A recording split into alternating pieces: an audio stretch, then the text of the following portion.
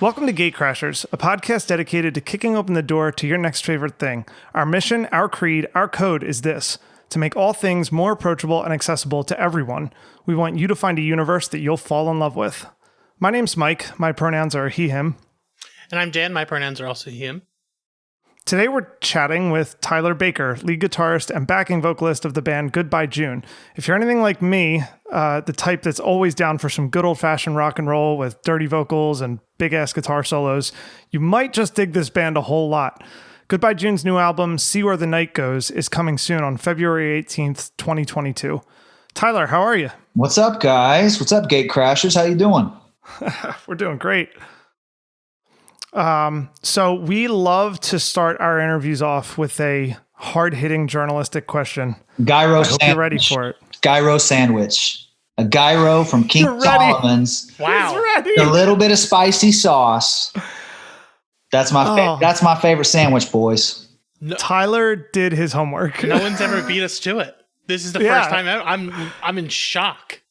Achievement unlocked. Go. Come on now. I do my research before I step into anything, guys. So. That's great. We appreciate that. Yeah. Wow. Awesome.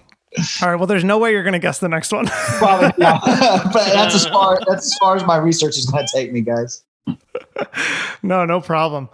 All right. So let's get into it. So personally, I'm a huge fan of big melodies in my rock music, be it on the guitar, vocals, or any other instrumentation for that matter. Whenever I've shown anyone your song Daisy, I get the same response right at the beginning that I was thinking in my head when I heard it, which immediately, right off the bat, is just, whoa, I really like that guitar. So can you talk a little bit about how that lead melody came about, or how you approach melody writing in general? Like, do you mess around on the instrument to find something, or does it kind of come somewhere from inside in your mind and then you kind of learn it on the instrument? For me, it comes a couple different ways, but let's just say particularly that song was it was off the cuff in the studio melody. Like what you heard on the record was first time picking it up, the band's going and we're recording for the first time. And I really didn't know quite what I was going to do. I had a little bit of an idea. I knew I wanted a descending melody, but I didn't know quite what I was going to do. And there wasn't any pressure on this take. And I ended up playing the lead line that on the first take off the cuff, like all the bends and just what I did was what I would call as like studio magic, is just like something. Oh, absolutely. That's insane. That just kind of happened. And what I've learned is, I think probably about 80% of all the stuff you'll hear from me, like as far as solos and interesting things that I do, about 80% of it is typically first take. Wow. Typically when I don't, because what happens, man, is like when you get set up and everybody's ready to record, there's this extreme, like, it's like energy. It's fear. It's adrenaline and fear and excitement. It's kind of all mixed into one. It's a very unique feeling. I know exactly what you mean. Yeah. Right. And it's this very unique feeling. And it's like your mind is kind of racing, but in a good way. So when you're in a creative environment like that, it's pure. It's something that's pure. And I don't know how else to describe it. So most of what I do now, sometimes what I'll do is I'll get into something and I'll be creating something like the Daisy thing. And maybe I get most of the way through it and then I'll flub like a note, or I'll just flub something. Right. And then, so that's the other 20% is where I'm kind of correcting or trying to figure out what I was doing. But very rarely do I go into something that's like really, really methodically mapped out. I really love that you used the word pure in there, because I can't honestly say that I thought of that word before you said it, but as soon as you said it, I was like, yeah, that's totally what that song sounds like to me, just all the way through too. Like, it's so genuine. And yeah, I mean, the first section of you describing that before I really like came in and said anything else, I like you know, you can't see it, the listeners can't see it, but my mouth was kind of like half open for all that, because just the idea that you just kind of off the cuff threw that out there, and it's such a memorable guitar melody to me, and I just don't feel like there's enough of that anymore, or at least it's harder to find, maybe in just my experience. But sure. That's awesome. Dude, thank you. It's so kind of you to say, and it's cool. I don't know. It's cool that you can feel that energy, you know, that you can feel that there was something special about that, because it was special. And that particular moment was really cool. Like, so that's the kind of moment when you're making a record, there's lots of different moments in the record making process. It's very emotional. It's emotional ups and emotional downs. There's excitement, there's disappointment, there's frustration. It's a wide range of emotions when you're trying to make a record and you're really trying to put yourself out there, put your heart into it. That was one of those moments when I was cutting the Daisy solos, where as soon as it was done, Paul, our producer, Paul Moak, he'd hit the talk back so he can talk into our in the studio. Right? Yeah, studio. He's hitting the talk back. He says, "Okay, Tyler, you're done." And it's that moment of, I'm like, "No way, dude. No way." You know, because I'm like, no, I got to cut this. I don't even know what I'm doing, dude. What are you? But that's what producers are for, right? Right. Yeah. To give you that little third party feedback where you're like, okay. Yeah. He was like, "You're done." And I was like, I walk in, I'm like, "Dude, no way. What are you talking about?" He's like, "Listen to this." And he played it, and he played what you heard. And I was like, yeah. I was like, "Yeah, I am done. I didn't know I did that." Like, I'm yeah, you get lost in it. Yeah. But it's such a blissful riff. Like it just makes me feel like I'm up on cloud nine whenever I hear it. Yeah, that's awesome. Wow. So I guess you kind of mentioned this a little bit. I was going to say, like, expanding on that question, would you say there's big similarities or differences between how you approach writing like a kind of like a melody line like that ushers in a song, as opposed to the solo sections? Is that off the cuff nature just kind of equal throughout? Or well, if you there's like, a lot of it is, like I said, about 80% of what I do is off the cuff. And because if you'd ever talked to my producer Paul, or the producer of our second record, Bobby Huff, you talk to either one of those guys, and they'll tell you the more time I spend working on something, the worse it gets, typically. So they usually say it's like, the talent that I possess is, and there's other guitarists that I've met that are kind of like this. I don't get it. I don't even know why I'm geared like this or wired like this, but it's like you said, it's like the first take of something is typically the most maybe pure or honest. And that speaks a lot more than technical. And overthinking it and redoing it over and over. Technical and perfect, like technical and perfect with our style of music, particularly like how our music is, it's more kind of band driven, and like our recordings are more, they're trying to put you in a room with us. They're not trying to sound like perfectly orchestrated, perfect piece of music. It's kind of like just what we're going for is it's an incredible live take from the band. Yeah, I was going to say, do you guys track everything as a band? Yeah, we track everything as a band. We I love that. We track everything to tape, which is an old school. No, I can hear it. Like I was going to mention that it sounds old in a good way. Well, yeah, it's just kind of, when you do that, you get these, you combine that with the kind of players that we are and the kind of equipment that we use. You combine that style of production, and it lends itself to these really nice, warm recordings. And warm is a very kind of generic word, but if you listen to it and then listen to, say, maybe like a really modern, say, hip hop artist. And words I would describe as a hip hop artist's music or beats it's going to be crisp. It's going to be clear. It's going to be very perfect. It's going to be all the beats will be perfectly equidistant from each other, if that makes sense. Right. Like it's perfect, right? And right, everything's quantized. Yeah, and well, and that's a style of production, and it's awesome. It's very pleasing to listen to. It's cool, but when you listen to our style of production and kind of music, how we do, it's just not that. It's more about organic and what you call push and pull in the studio, which is like you get a little bit ahead of the beat, you get a little bit behind the beat, but as long as it feels good in the studio when you're listening back to it, that's what's the most important thing. So a great example of that push and pull is like Rolling Stones. If you start listening to, I think it's Sympathy for the Devil.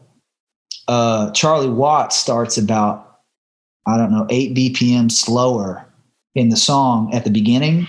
And then by the end of it, he's like 8 beats faster a minute, which I don't know that. So any musicians out there, it's like, that's a very significant increase. It's almost brain breaking if you're the other people in the band. Like you're going to feel like you have to make a weird adjustment. And right. Or maybe Charlie was trying to keep up with Keith. You never know who was leading the charge, but right. As long as if you get in a situation like that, when you're recording, if you can sit back and it feels good, exactly. Then you keep it. You can keep it.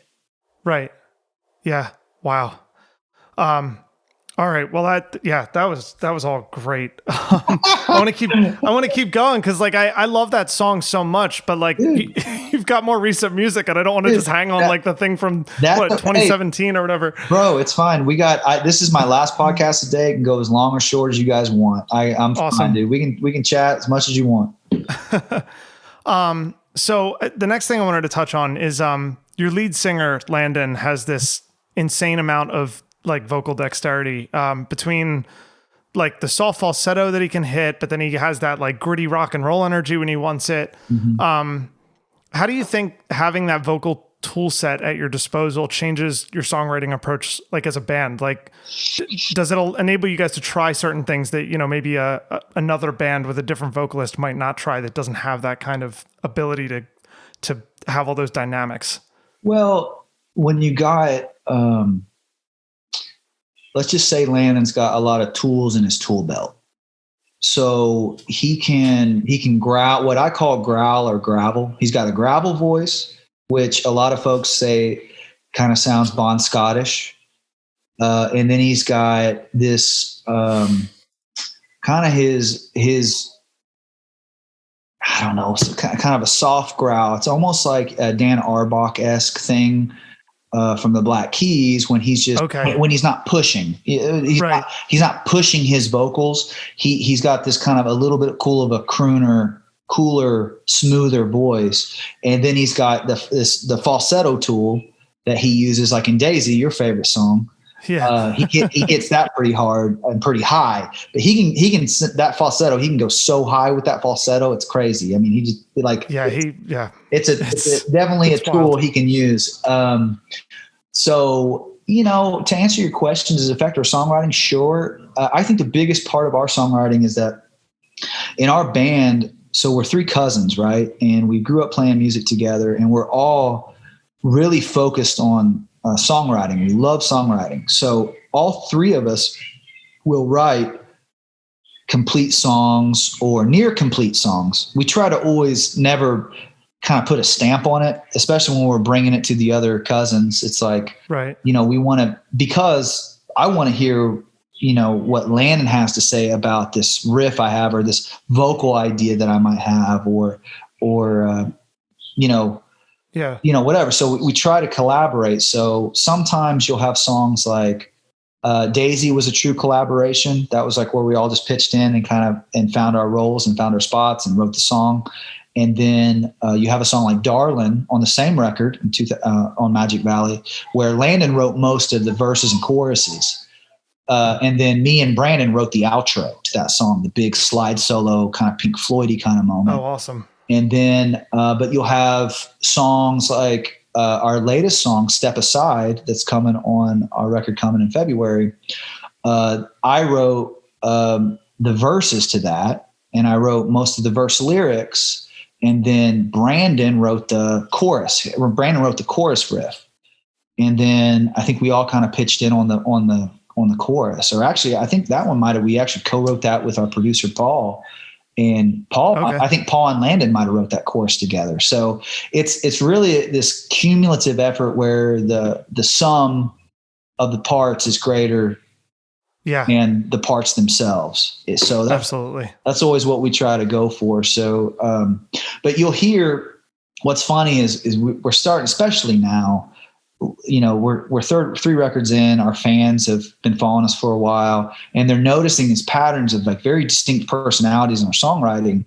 And everybody's starting to figure out like, oh, that's a Landon song, or oh, that's a Tyler song. Almost kind of a little bit. I would never compare ourselves to the Beatles by any means, but like a little bit. Yeah, but the way people talk about John Paul or George, exactly. It's like, oh, that's a George song, or that's a Paul song. Now, granted, I'm sure they all pitched in together, but when you're presenting a song, you present kind of maybe a skeleton, or you present the soul of a song to the band, and the band takes to it, and it becomes a Goodbye June song, or it doesn't, or maybe it's just not right, and it falls kind of by the wayside or whatever. So.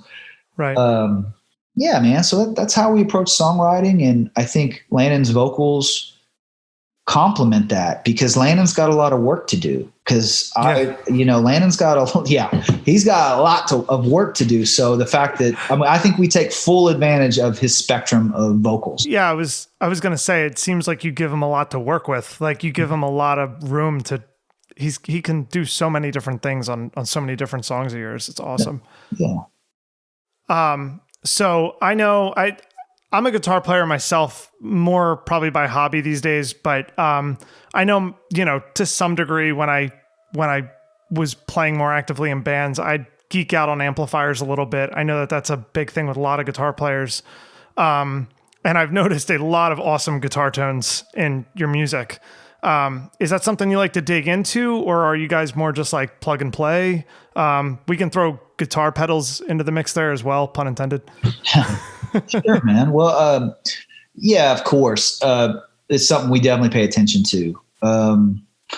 But I'm a big believer tone comes from the fingers, and yeah, that's true. Tone kind of comes from the soul. But that being said, the amplifier to me is the basis. That's like when you're building a house, that's the concrete foundation that you're building everything on. So if you have an awesome amplifier, it's just so much easier to get a great sounding tone. So, so the new record, and a lot of the old ones, we've always used vintage Marshalls on kind of part of the tones.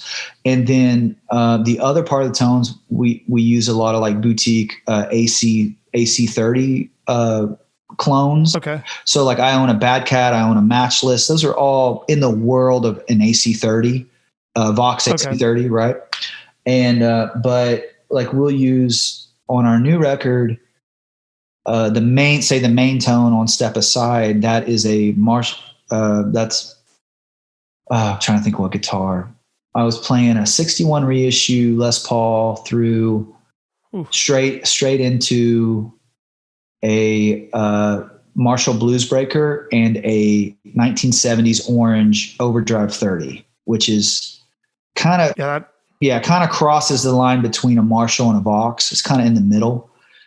And so I run both of those in stereo, and we had it out in the live room with lots of mics set up. And awesome. I was just running straight into that. So that tone that you're hearing and that warmth is some rad mics through some rad old preamps. Yeah.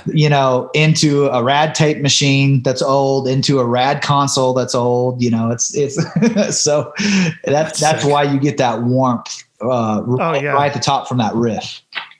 Yeah. Yeah. And it is one of those things I think you alluded to earlier, like, some people may not necessarily like, that word can be vague and they may not notice exactly what that means, but it's like, once you hear it and you start hearing it, you notice it. Like if it's there, you know it and you can't unhear it. It's indistinguishable to me. Yeah. But awesome. So having a lot of your influences coming from the church and the secular music you had around you growing up, do you find that those sources still inspire you as much today? Absolutely, man. Like we'd be a way different band if me, Landon, and Brandon didn't all grow up playing church hymns and singing harmony. And, they played a lot of old gospel tunes. I played a lot of old country hymns in church. And it's funny, you get us in a van and you'll get 4 or 5 beers into us and we'll be like heading down the road, like not driving. We're not driving, or whatever. Yeah, of course. We're in the passengers seats or whatever. But, we'll start singing, these old church hymns and everybody in the band's like, it's like 5-part harmony. We sound like a Southern group, I was listening to, it's Community Inn is your second album, right? Yeah. That one has a lot of harmony on it. I think it was the track Live in the Now. Am I remembering that right? That there's a good amount of harmony on that one? Yeah. Yeah. No, that was sick. I was enjoying the heck out of that. I feel like there are a lot of bands I listen to these days, like rock, like more modern sounding rock bands, like that do have that, kind of drier, cleaner production. Yeah. That they'll just go for layering the lead singer's vocals like 4 or 5 times. Yeah. And you lose all this personality of the interplay between everybody's voices and their own vocal timbres and how that all melds together. Right. So I love hearing you guys on your songs when you do those harmonies, because it's got a real character to it that you just can't replicate by copying someone's voice 3 or 4 times. Yeah, the whole record was really stripped down. So to give you a reference is a typical song, a modern song, and I'm just going off maybe some of my buddies. I've been in the studio with them, and they're more of a modern band, and they do a lot of the modern things we were talking about, and their recordings sound incredible. But they might end a track with, I would say, like, just call it like 60 individual tracks. Like, so I don't. Yeah. So for those not like tech savvy or recording savvy, is if you lay down one guitar, that counts as one track, and then the drums count as usually 6 to 7 tracks. Bass drum, whatever. That all stacks up, right? So a modern band might have 60 tracks to a modern song, right? So we were looking at our tracks, and we had a couple tracks that had, I think it was like maybe 14. Yeah. And like half that's just the drums. right. Exactly. Like our whole sound was like, the whole record was 14. And that was because we were making these choices of like, let's just not overdub. Let's just let the vocals, like you said, like giving everything space and not just stacking and stacking and stacking. Yeah. If you do that, and if you're brave enough to do that, then it really lets your fingers and it really lets your vocals shine through, for better or worse. So, right. So sometimes maybe if you're like listening to your track and you worked really hard on it and you're leaving like, oh man, that sounds terrible. Maybe the right choice is to stack some stuff up, because it's going to help make it more robust and hide some things or whatever. But if you, rehearse the crap out of it, and you got the tones, you got the guitar sounding good, you got the vocals sounding good, you don't need a ton of tracks. It's actually more impactful if you don't. Like I was talking to one of my buddies from Blackberry Smoke, Paul. He's a rhythm guitar player, and I always send him kind of previews of our music before. I got 3 or 4 guys like that I'll send my the record around to like a year before anybody, or 6 months before anybody gets it, and be like, dude, what do you think? You want a little feedback? Yeah, exactly. Get some feedback from some peers, some guys that I trust. And Paul wrote back immediately. He's like, dude, what are you guys doing on this record? He's like, it sounds so good. He's like, what are you using? And like, so he was very complimentary. I knew we were onto something, because those guys make incredible sounding records. And the fact that he was complimenting my record, I was like, oh dude, that's high compliments, So I think another point that you touched on there was rehearsing the crap out of it. And I think that lends itself to like, I haven't had the pleasure of seeing you guys live in person yet, but I've caught videos online, And you guys are one of those bands that you play live and you sound just as good as the record. And it's because you're not hiding anything. So when you play live, you guys had to play it well enough on the record. So by the time you get out on tour, you're already like well rehearsed and ready to go. Right. And it shows. Well, yeah, we don't, there's a modern trend of using a lot of tracks or like backing tracks that you play along to. And I'm not dogging that. Some of my heroes do that. A lot of my heroes, I know ZZ Top, when we toured with them, I don't think they used tracks, but they used like some triggers, some drum samples to make the drum sound incredible. And there's no, I'm not going to throw shade on anybody for using modern things, but it's just not for us. Like we're so bad at that. Like we're just so bad at that. And it's kind of about the experience you want to create. Like a song like Sharp Dressed Man, isn't that on in like a drum machine? Like wasn't that made with a drum machine? Yeah, so it's absolutely. Like people are expecting to hear that live, and they're gonna tilt their head like a dog when they're like, wait, why does this acoustic kit not sound like the album? It's like, well, because it wasn't an acoustic kit. Right. So, yeah, exactly. What's the expectation? But so I totally feel you. It's like teach their own completely. But I love the way you guys do it though. Well, thanks, dude. Well, it's like, we've been doing it for a while, and we've seen a lot of bands come and go. We're on our third record by now. So, but what's really cool and what I'm really proud of is that I feel like we're part of a handful of bands now that kind of have that same ethos of, hey, we're just going to create this live event in front of you, naturally or acoustically without any, big tracks or whatever. I'm not, I'm not throwing shade on any bands that do that, because it can really make an incredible experience. But for us, it's cool to be a part of a, 3, 4, 5, 6 bands that I know of that are really doing what you're describing, is trying to create a live experience. That's a very unique live experience every time, for better or worse. Sometimes you're going to nail it. Every now and then you're going to have that off night. And, I think as long as you always put your heart into it, I think it's okay. I think the fans get it. I did want to follow up on the secular music question, because I was reading an interview with you and your cousins, Landon and Brandon, and they weren't able to listen to secular music growing up for a bit because their parents were religious, and yours let you listen to secular music. Yeah. Do you find that has shaped how you approach music differently than they do? Maybe. I mean, Landon and those guys, like Landon was into, he started getting in, 16, 17, 18. He was starting to get into Metallica. Maybe he wasn't like broadcasting it that he was listening to it, and he wasn't like cranking it up at home, but he was listening to it on his Walkman, mm-hmm. And so he was in the game early. I know Brandon, I feel like, was a little stricter. His folks, he told me a story. He had to listen to Nirvana. He'd crawl under his bed and listen to it very quietly. So,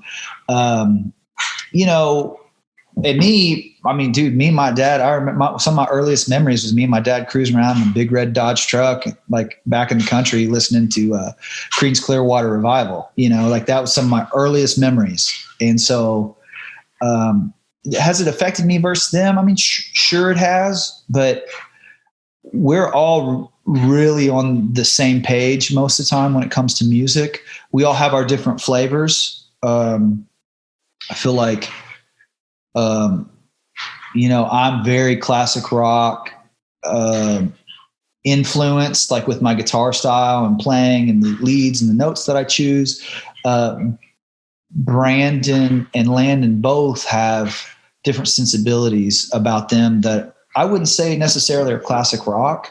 I think I kind of bring that to the table, and the blues, I bring a lot of that to the table, but like Landon brings grunge big time. Always. Like there's always like you'll hear some songs on our new record. One's called Nothing, and it's probably the grungiest song we've ever done, and it's nasty, like level 10 nasty. I love it. it departs from that classic rock vibe. But that's what I was telling you is like he brought that song to us. He's like, and we're like, yeah, let's do it. Let's do it exactly. Let's just lean into this thing. So when you hear it, you're going to say, man, this is a little different than, maybe Step Aside or Three Chords.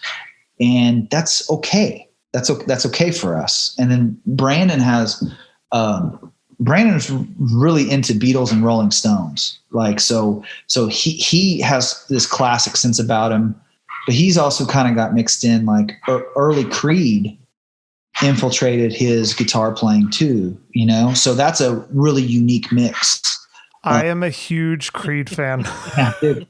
We just interviewed Mark Tremonti a couple weeks ago. Oh my God, dude. Mark. And it was my heart was like pounding out of my chest. Like cause I started listening to them when I was like 9 years old. Like I'm 31 now, but it was like talking to my childhood hero. Like I could not believe. Yeah. So anyway, I won't ramble on about that, but he taught millions of 9-year-olds how to play guitar. Absolutely. Like, I feel like he's one of like the remaining few that did that, like in that era too. Like, I feel like the guitar god has kind of died off a little bit. And I'm all, I'm all for the democratization of music through things like Spotify. Like, I think it's cool how like you can find anything nowadays. Right. But that definitely is kind of gone by the wayside a bit. And yeah, I feel like, a riff like Higher, just that little thing in the chorus. It's like everybody can hear that that was around at that time and know it. And it's and that's again why I'm so big on Daisy, because it's like that's that kind of riff to me. Like nice. Like that, if I was younger and I heard that, I'd be like, oh, I want to learn how to do that. That's so cool. So. Well, thank you. You're very kind. And oh, no worries. To say that in the same breath as like Mark Tremonti or like, it's a good riff. Really cool, man. Own it. Thank you. Yeah. Yeah, dude. Mark is a saint. I've had very limited interactions with him, but I've had one or two.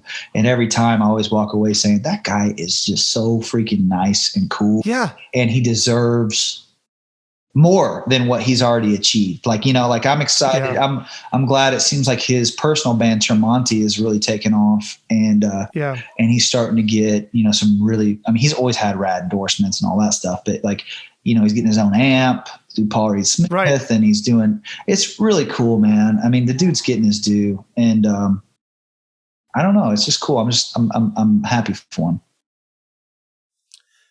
Well, you yourself, you've done quite a lot. You're on your third album now. Mm-hmm. So your music's had to inspire some people by now and influence people coming up, learning instruments and things like that. What about your music do you hope inspires young musicians? Well, I hope, my ambitions for my own music is like, when people discover my music, I'm hoping kids out there discover me, and I hope I'm just, the end point of a constellation, right? And then you trace the constellation back and back and back, and then you see this picture of this beautiful picture, Leo the lion or whatever. I just hope I'm one little point, and that through me you get to go back to, like Angus and Malcolm, and then like Kim Thale from Soundgarden, and then you go back. Kim would be before, but I'm just saying, like, yeah. Sorry, yeah. No, it's all good. But and then then you get you hear some Billy Gibbons, and then you hear some John Fogerty, and then hopefully you hear a little bit of blues. You hear like Freddie King. Like I love Freddie King. That was one of the big moments in my life, was hearing Going Down by Freddie King for the first time. And that changed my life. That the whole direction of everything I thought was cool, I was like, oh no, this is cool. Like Creed, like early Creed or early Metallica. Yeah, that was cool, but no. Early Freddie King is the coolest. So that's how Freddie King hit me, right? And then so I always credit Freddie King as one of the first, the big moment, the big guitar moment, because I learned Going Down riff on guitar. I'm like, yes, this is it. This is what cool is on the guitar. So I just hope, if I leave any legacy, it's just that I'm just a stepping stone, because really that's all I am. Obviously I hope to keep practicing and becoming a better and better guitar player that's more and more unique and more and more pure in my own voice. But I'm just a melting pot of all those guitarists I just said. So I hope, I hope that's, if that would only be my legacy, that's a legacy I'd be proud of. It's a very selfless answer. Interesting, because I've been doing a lot of research on the band and things like that, and all of you have your playlists with your influences and things like that on Spotify. And I was looking through yours, and it's a very an eclectic mix of music. But that's interesting to think that you think of yourself as a melting pot of all the influences before you. Yeah, well, it's I think any good artist is, man. I don't, out of all the artists that I've met ever, there's been very few that I would say are kind of like you were saying, Mike. Like Tremonti might have been one of the last guitar gods that kind of created something. Yeah. As of recently, out of everybody that I've met, there's very few that I would define as a guitar god, or somebody who created something, like Billy Gibbons had just a rad style that was all his own, Yeah, absolutely. He was Jimi Hendrix's favorite guitarist, so it's like to have Jimi Hendrix, praising you is pretty incredible. So right. I don't, if I can ever play pinch harmonics half as well as Billy Gibbons, I'll die happy. Oh, dude, it's so funny you say that. You go through things, and there was an era in my life where I thought pinch harmonics were cheesy. And now I think they're the coolest thing ever. And I'm trying to do more pinch harmonics now than I ever have. Not the kind of pinch harmonics that's like found in like death metal or something. Right. I'm talking like Billy Gibbons cool pinch harmonic. That's what I'm saying. Right. Like he would explore one fret on the guitar right for however long, and it's like he could just get so much out of that one fret and that one pick, and exactly. Unreal. Yeah, and it's like your pick placement over the pickups a certain way will give you a different literal pitch, right? So not only can you move the pick and the strength of how hard you hit it, you can literally move it laterally, like between the pickup, and you will get different pitches. So there's a song I'm writing now. It's funny. Me and my cousin Brandon were jamming the other day, and I'm writing this riff.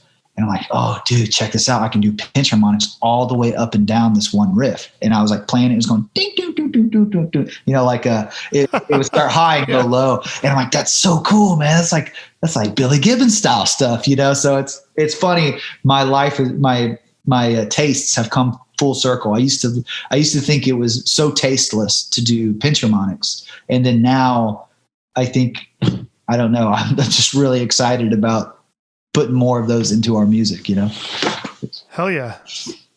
Yeah. So, with time away from like touring or performing live during the pandemic, do you find yourself approaching performing differently than you did before? Yeah, I don't take it for granted anymore. I used to. There was a season where I took it for granted, where we were doing a lot of shows. And what's funny is now every time I take the stage, I take a moment to be in reverence of what I'm about to do. And I used to never do that kind of stuff before. So like just to absorb it and just to say, like a mindful moment. Right. Exactly. A mindful moment, not just walking on and doing it. And there was an era of my life where I just walked on and did it, and I didn't think of it. And then I went on with my life. And then, but now, since it was taken away, I realized how lucky I was to be able to do it. So there's something, there's more of a reverence that I give it now that I never really gave it before. So I think that leads to, it leads to better performances. I think it leads to a lot more fun, because I catch myself so many times on stage live thinking now this might be the last time I ever get to do this. So do it all out. So do it, you know? Right. And it doesn't mean, you know, running around like a crazy man and jumping off, you know, of course, everything all the time. It just means be in the moment and give that group of people the best that you have. And I think a lot of musicians feel that way now. I think it's going to lead to I think we're going to reap the benefits from live for the next couple of years. I think you're going to see probably some of the most passionate performances you're ever going to see ever. Yeah. Dan and I, just maybe a month or two ago, I think it was in September, we saw Bleachers, if you're familiar with them, Jack Antonoff live in Philly. And like that energy, Dan, I'm sure you can speak to it too. Yeah. It's like, oh my gosh. Like, I mean, I've been to some really great live shows, but there was just something about just returning. Because for Dan, I mean, for you, right? It was your first one back. Like, I know it was mine. Like, it's a live show, I mean. Yeah, and this album is like, the latest Bleachers was like very Bruce heavy. Like, it was very inspired by Bruce Springsteen. So it was like coming out of all that into that, it was a lot. Oh, yeah. It was great. Right, man. Bruce is one of the great storytellers of his time. So, hell yeah. Yeah. So with so much of the past year or so being indoors, what have you been enjoying outside of music, like, and spending time with your family? Okay. I picked up kind of something I've always has been in my DNA, I think, and I dabbled in it, and then I realized I loved it, and it was woodworking, like working like. Oh, awesome! Yeah. Like building things and so I you know, I don't know. I built kind of a woodworking shop in my garage, and now my wife is always seeing these $300, $400, $500 charges for new saws and drill bits and things. She's like, where are all these cool projects that you're completing with all this saws that you're buying? And I said, baby, I just need one more saw, and then I got everything I need. You know, no, it was a lot of that during the pandemic, but I flexed. You know, I was exercising that muscle a lot, like which is really cool. And I would say I was a gamer in my 20s, and in my 30s, I am a nighttime between like 11 and midnight. Usually, you know, midnight, 12:30, I'm usually kind of falling asleep, but like I'll be rocking some like Fallout and some Skyrim RPG style video games. That's kind of how I Dan's your guy right there. Yeah. I mean, I'll put on like a podcast, and I'll just zone out and play the game, because our TV and my Xbox is in the same room. You know, my wife sleeps. I play Xbox in my bedroom, so I don't get to have volume. I haven't experienced like sound in a video game in years. So because the only time I play it is at night, so I just put in earbuds, and I'll be listening to a podcast, and then my wife complains sometimes. She's like, dude, I'll wake up and you're just like click, click, click, click, click, click, click, click.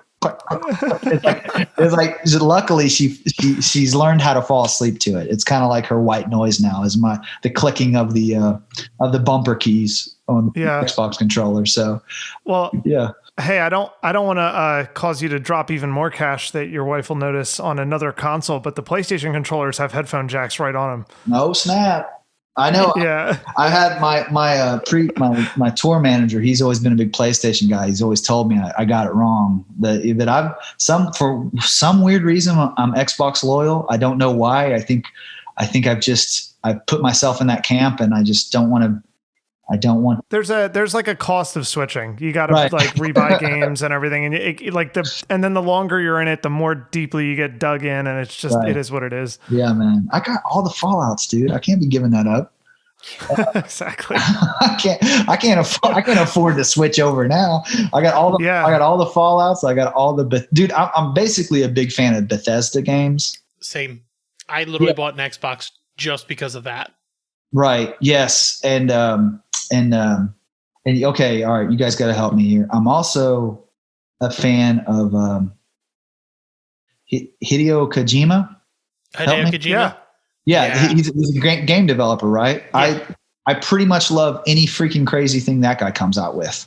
So like, dude, Metal Gear Solid 5 was like my favorite game I've ever played in my life. Like that game was mind blowing to me. And then I told my buddy who has the PlayStation, I was like, dude, you know that game Death Stranding that came out? I don't think it received very good reviews, but it had Daryl from The Walking Dead in it. Yeah. And sorry, I know he's an actor with a real name. I just know him as Daryl. So. Norman Reedus. Norman Reedus, that's right. And I was like, dude, I will buy you this Death Stranding game because I love this game developer. And I don't know how he's going to make a post-apocalyptic Postman fun, but I think he will. So I was like, dude, I will buy Death Stranding for you. And as long as you let me come over and play it at night. he's like, good proposition, but I'm going to pass. So I will tell you, I'm sitting here in shock that you played the Fallout games in silence because those games like have such a unique style of music. Like it's that very it's like 60s style. It's all about I'm a mighty man and I'm young and awesome. Yeah. I mean, I don't get me wrong. I do play it with some audio sometimes, but definitely most of it is, at night. So not to make you jealous, but Death Stranding is very reliant upon music because Hideo Kojima is like a very big music guy. He's a huge David Bowie fan as well. As if you played Metal Gear Solid 5, you knew that. Right. Yeah. But there's like, have you heard of the band Churches? Yeah, of course. They wrote an original song for Death Stranding, and it plays when you're walking around, and you're just like, wow, this is like they've woven in the music so intricately with the world that it's just like, damn, this is the future. Yeah, I had big hopes. I know. I feel like if it would have got reviewed just a little better, people were hating on it, but I feel like maybe freaking Hideo, maybe he's got like a bigger game plan for that universe he's creating, which I think would be a very Hideo move. Yeah, it's an interesting game. It's a lot. You're basically just a UPS guy. That's the whole plot.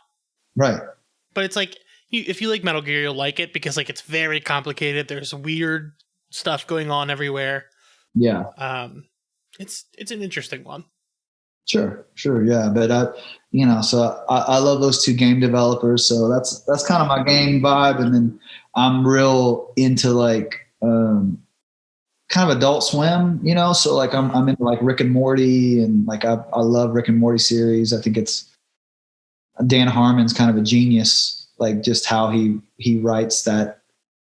It's so funny and it's so weird and it's so heartbreaking. It's such like deep. There's these moments that are just so heartbreaking in that.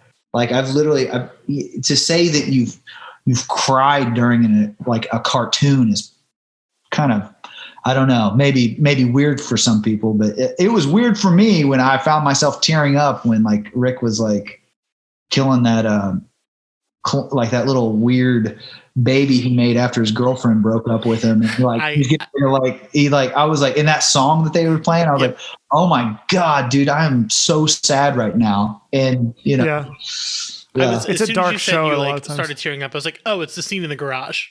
Yeah, it's a scene in the garage. It's such a sad scene. I was like, I like avoid that episode, like because I'll like fall asleep to Rick and Morty or like American Dad or whatever is usually what I fall asleep to, and if that episode comes on, I usually try to skip it before it gets to the end because I don't want to be bummed out.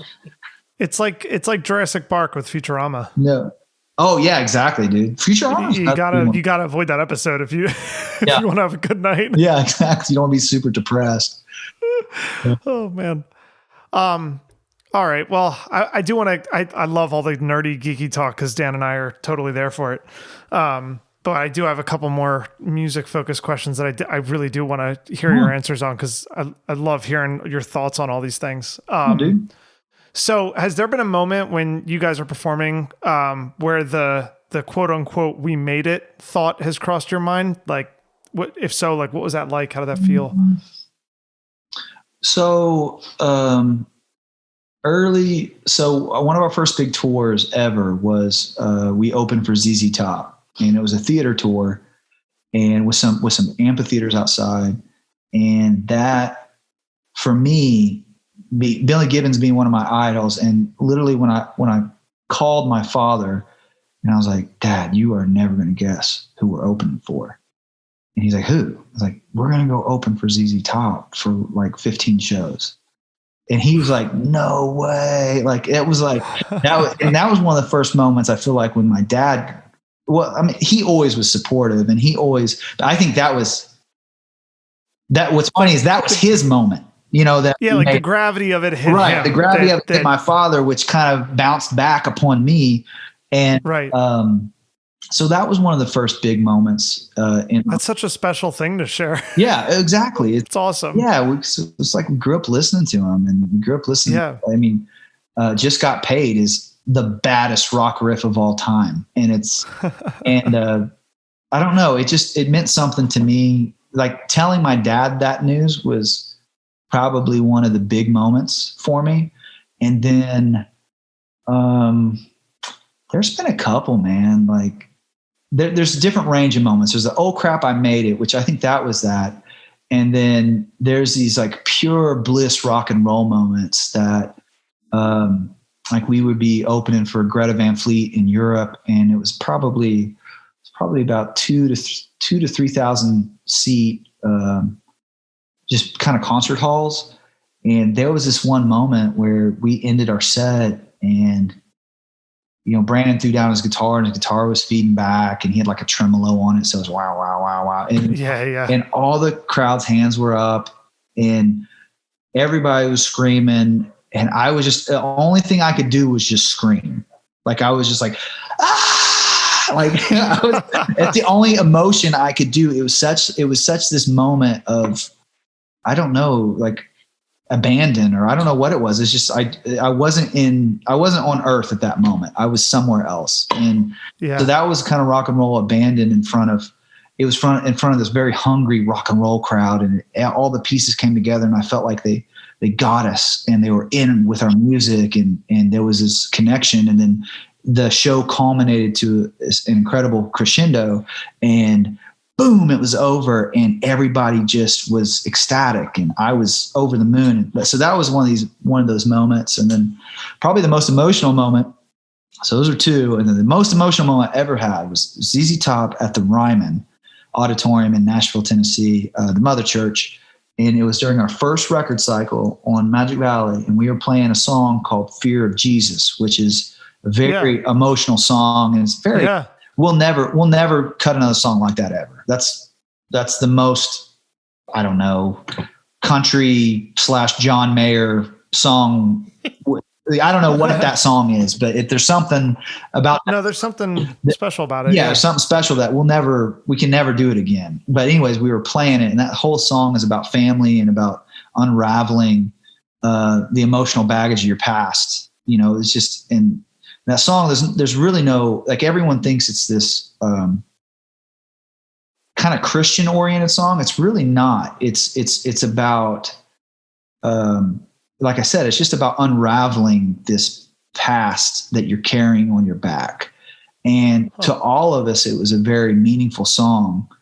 And I was like tearing up again on stage. And I'm like, dude, I'm in rock and roll. I'm getting ready to go into like this really heavy rock song. The next song, I cannot be crying during the, rock and roll people don't cry on stage. So that was, but maybe they should more. Maybe they should. Yeah. Who knows? I mean, but anyway, that's how I felt at the time. So I was like, dude, keep it together. But that was a really special moment. So those were some of the highlights of my career. So. Wow. That's awesome. Thanks, man. So we like to wrap up with this question, but I guess I got to preface it first. Do you know what a Rube Goldberg machine is? No. Okay. You ever watch like it's in like the old like Tom and Jerry cartoons where like you flick a marble down a ramp and then it knocks over some dominoes and then they do something else and it's a whole chain reaction to do something mundane like flick on a light switch. Yeah, I got you. Okay. So if you had a Rube Goldberg machine that could do whatever you wanted, what would it do?